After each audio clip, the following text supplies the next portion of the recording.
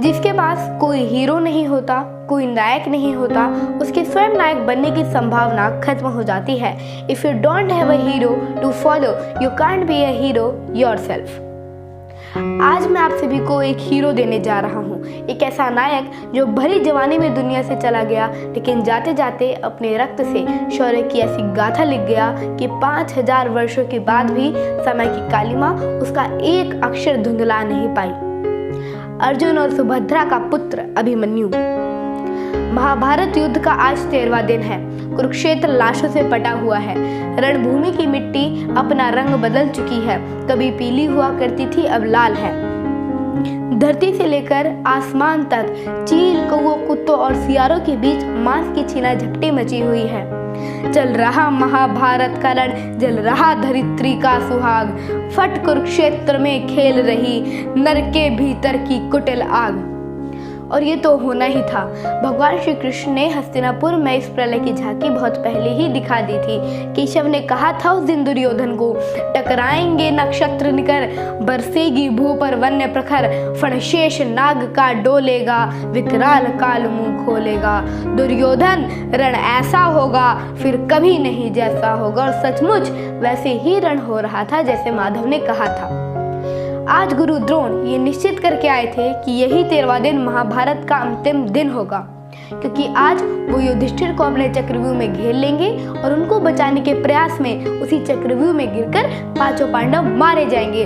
ललकार दी उन्होंने पांडवों को, फूंक दिया चक्रव्यूह आक्रमण का शंख, और ये सब बड़ी सोची समझी रणनीति के साथ किया जा रहा था। योजना के अनुसार सुशर्मा अर्जुन को ललकारते हुए युद्ध मैदान से बहुत दूर लेकर चला गया और इधर द्रोणाचार्य ने चक्रव्यूह का शंखनाद कर दिया।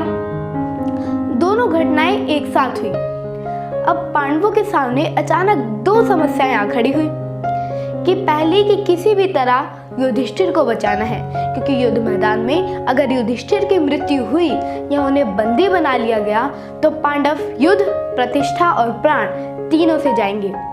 दूसरी समस्या, पांडव खेमे में चक्रव्यूह तोड़ने की विद्या सिर्फ और सिर्फ अर्जुन को पता है, और अर्जुन तो है ही नहीं। ऐसे में चक्रव्यूह की चुनौती स्वीकारेगा कौन? संकट की ये घड़ी इतनी बड़ी थी कि पांडवों को सिर्फ परमेश्वर ही बचा सकते थे। पांडव युधिष्ठिर को बचाने और अर्जुन को बुलवाने की युक्ति सोच ही रहे थे कि महाभारत के उस मैदान में 16 साल के एक लड़के का प्रवेश होता है, जिसे देखते ही पांडवों के चेहरे चमक उठते हैं। उस महायोद्धा का नाम था अभिमन्यु। अभिमन्यु यानी जिसमें क्रोध भी है और शौर्य भी। अभिमन्यु यानी जिसमें आत्मसम्मान भी है और राष्ट्र अभिमान भी। अभिमन्यु ने बड़े ओज के साथ युधिष्ठिर को प्रणाम किया, कहा कि आप निश्चिंत रहे महाराज, मैं चक्रव्यूह के 6 द्वार तोड़ने की विद्या जानता हूँ और मुझे विश्वास है कि जब तक मैं अंतिम द्वार तक पहुँचूंगा पिताश्री वापस आ चुके होंगे। अभिमन्यु ने चक्रव्यूह में प्रवेश करने से पहले सभी बड़ों के पांव छुए। सबने कहा आयुष्मान भव, आयुष्मान भव, आयुष्मान भव। अभिमन्यु ने जब अपने मामा श्री कृष्ण के पैर छुए तो कृष्ण बोले यशस्वी भव। अभिमन्यु जान गए कि कृष्ण ने उन्हें आयु का नहीं यश का आशीर्वाद दिया है, यानी आज दो बातें निश्चित है, एक उनकी मृत्यु और दूसरा मृत्यु के बाद युग युगांतर तक उनका यशगान होना। अभिमन्यु मुस्कुराए और उनके अंदर वही लालच जाग उठा जो भारत के साधारण से लड़कों को विक्रम बत्रा, अनुज नायर और मनोज पांडे बना देता है।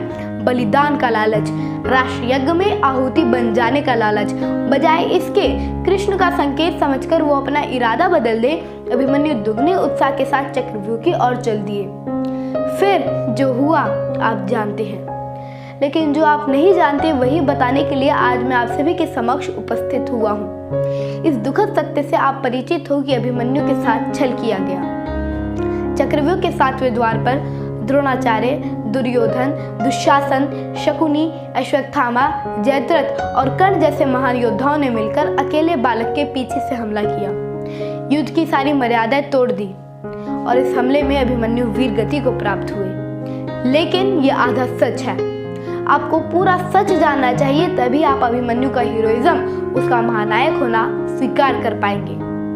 अभिमन्यु कर्ण, शल्य और दुशासन जैसे महारथियों को युद्ध में पहले ही हरा चुका था। उस दिन चक्रव्यूह में भी अभिमन्यु यूं ही नहीं लड़ गया।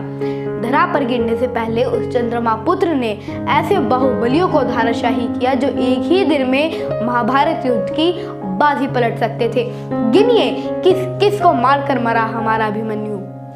लक्ष्मण जो दुर्योधन का पुत्र था और महाप्रतापी था, कर्ण का छोटा पुत्र, जयसेन का पुत्र, अश्वका का बेटा, शल्य का छोटा भाई, रुकमत शल्य का पुत्र, दृगलोचन, कुंडवेदी, सुषेण, बृद्धवाला, मार्तिकवत, वसत्य, वृंदक, कथा और अधर्म की ओर से लड़ रहे और भी कई योद्धाओं को नरक के द्वार तक पहुंचाकर स्वर्गवासी हुआ था हमारा अभिमन्यु।